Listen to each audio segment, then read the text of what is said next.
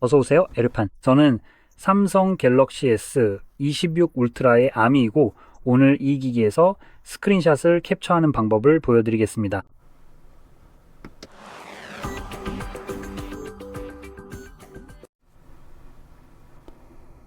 가장 먼저 캡처하고 싶은 콘텐츠를 미리 화면에 띄워주셔야 합니다. 자,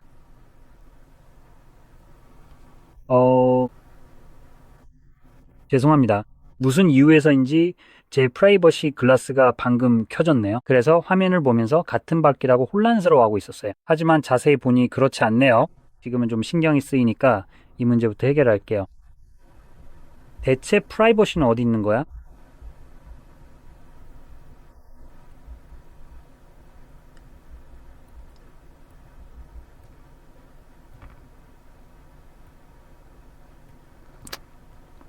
아, 제발 이 UI는 정말 엉망이야.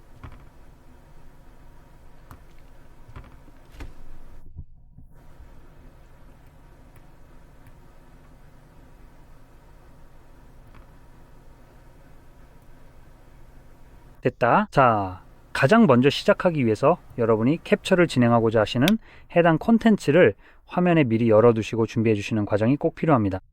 저는 홈 화면을 사용할 거예요. 이걸 예시로 보여드릴게요. 그리고 열려 있으면 전원 버튼과 볼륨 다운 버튼을 동시에 누르기만 하면 됩니다. 아, 방금은 그냥 볼륨 다운만 눌렀네요. 다시 한번 해볼게요. 됐다. 이렇게 하면 편집, 태그, 공유, 렌즈 옵션이 있는 이상한 테두리 효과가 나타나요. 이 효과는 잠시 후에 자동으로 사라지면 갤러리 앱이나 사진 앱 등 원하는 곳에서 찾을 수 있습니다. 저는 개인적으로 앨범으로 이동한 다음 여기 스크린샷이라는 앨범을 찾으면 여기에는 스크린샷만 모여 있는 걸 볼 수 있어요. 그리고요, 또 한 가지 빠르게 말씀드리자면 만약 프라이버시 글래스나 프라이버시 디스플레이를 사용 중이라면 스크린샷을 찍을 때 잠깐 켜볼게요. 이 기능은 스크린샷에는 아무런 영향을 주지 않습니다. 보시다시피 각도를 주면 화면이 사라지죠? 이 상태에서 캡처를 해도 아무런 영향이 없습니다. 스크린샷은 정상적으로 저장되고 프라이버시 글래스가 활성화되어 특정 부분을 가리고 있어도 그 부분까지 모두 스크린샷에 정상적으로 보입니다. 그리고 실제로 영향을 받는 것 같지도 않고요. 어떤 각도에서든 이 효과가 스크린샷에 남지 않으니 영향을 주지 않습니다. 예를 들어 프라이버시 디스플레이 때문에 각도에 따라 알림이 검게 보이는 상태에서 스크린샷을 캡처한다고 해봅시다. 나머지는 정상적으로 보입니다. 그렇게 캡처한 스크린샷을 각도를 바꿔서 봐도 그런 효과는 나타나지 않습니다. 그냥 평범하게 보일 뿐입니다. 어쨌든 이게 한 가지 포인트입니다. 그리고 한 가지 더 말씀드리고 싶은 게 있습니다. 가끔은 스크린샷을 아예 캡처할 수 없는 애플리케이션을 만나게 됩니다.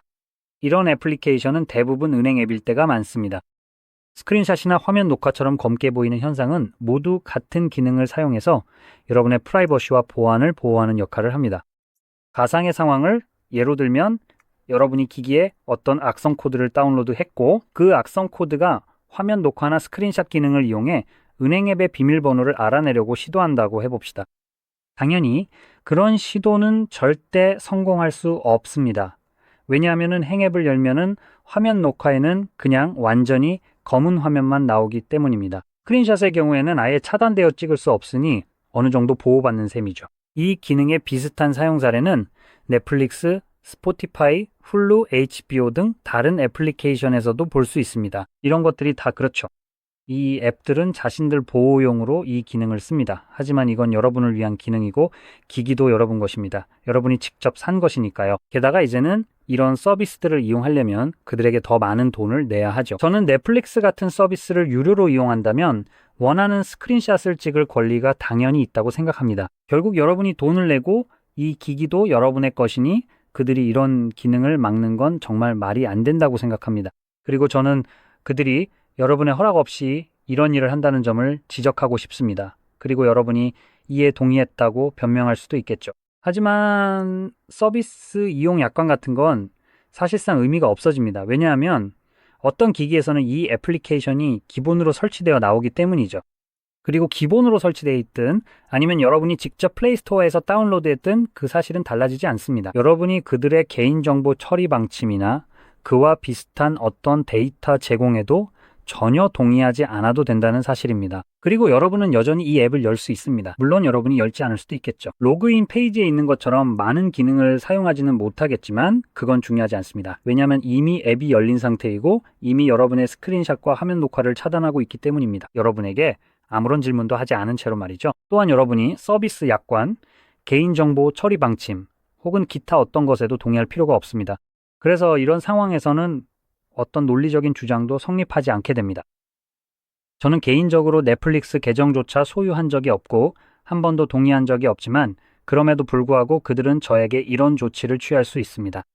그래서 저는 가끔 그 안에서 무언가를 캡처하고 싶을 때가 있습니다. 그래서 이 문제를 우회할 수 있는 방법을 보여드리겠습니다. 예를 들어 시청 중인 프로그램에서 재미있는 일이 일어나서 이미지를 캡처하고 싶을 수도 있겠죠. 이건 전적으로 여러분의 선택이고 그렇게 할 수 있는 곳을 어떻게 찾는지 알려드릴게요. 예전에는 직접 어디로 가야 하는지 정확히 알려드렸지만 그곳이 폐쇄되어서 이제는 그렇게 하지 않을 겁니다. 그래서 이제는 물고기를 잡는 법을 가르치면 평생 먹고 살 수 있다는 식으로 접근하고 있습니다. 예전에는 Pstream, MWeb라는 사이트를 보여주곤 했어요. 이제는 더 이상 이용할 수 없고 사실상 사라졌죠. 하지만 그 이름을 구글에 검색해보면 대체 사이트들이 나오고 AI가 추천하는 건 무시하시면 됩니다. AI가 추천하는 건 쓸모없으니 결국 이런 곳들의 링크를 알려주는 레딧 페이지를 찾게 됩니다. 이건 아주 작은 목록에 불과해요. 검색하는 방식에 따라 예를 들어 무료 넷플릭스 대체 사이트 같은 식으로 검색하면 더 잘 찾을 수도 있습니다. 제가 확실히 아는 건 어떤 검색어를 쓰느냐에 따라 다양한 레딧 스레드를 찾을 수 있다는 거예요. 그중 하나는 전체 사이트로 연결되는 링크가 있는데 그 사이트는 단순히 추정만 합니다. 이런 사이트들이 모두 모여 있는데 활용할 수 있는 사이트가 20개가 넘어요. 각 사이트마다 성능이 다르기 때문에 본인 상황에 가장 잘 맞는 걸 찾으시면 됩니다. 만약 광고나 쓸데없는 새 창이 뜨는 게 싫다면 그런 사이트는 쓰지 말고 그런 기능이 없는 다른 사이트를 이용하세요. 그렇게 하면 몇 가지 대안은 찾으실 수 있을 거예요. 그리고 이게 브라우저를 통해 실행되기 때문에 브라우저는 은행 앱이나 스트리밍 플랫폼 같은 것들에 제한을 받지 않아요. 그래서 그냥 이 화면을 캡처하면 아무 문제 없습니다. 자, 한 가지 더 말씀드리고 싶은 게 있는데 이게 스크린샷을 찍는 한 가지 방법이에요. 사실 또 다른 방법도 있습니다. 자, 어디 보자. 내 작은 펜이 어디 있지? 아니, 이걸 다시 꽂았다가 빼야 할 것 같아요. 이 소리가 좀 이상하네요. 그러니까 펜 말이에요. 아, 이제 보이네요. 그래서 이 작은 아이콘이 있습니다. 이걸 클릭하면 사실 이것을 이용해서도 스크린샷을 캡처할 수 있어요. 이게 바로 AI 선택 기능입니다. 맞아요? 네, 이제 됐네요. 예를 들어 대각선으로 그릴 수도 있고 원을 그릴 수도 있고 편집도 할 수 있습니다. 지금 여기서 이걸 클릭해서 다운로드 할 수 있어요. 그래서 여기로 옮겨서 뭔가 보이게 한 다음 다운로드를 클릭할 수 있습니다. 그리고 이게 갤러리에 저장되니까 다시 돌아가서 여기서 볼 수 있어요. 이 기능으로도 스크린샷을 캡처할 수 있습니다. 아무튼 이렇게 설명을 마치면서 이 영상이 도움이 되셨다면 좋아요와 구독 꼭 눌러주시고 시청해주셔서 감사합니다.